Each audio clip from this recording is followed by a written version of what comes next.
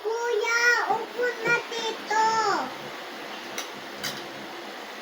Sa kuya, isa. Tawla. Tatlo. Apat. 5. 6. 7. 8. 8. Kuya, halika na. Upo na dito. Charidson. Makinig kay mama. Ayaw mo makinig?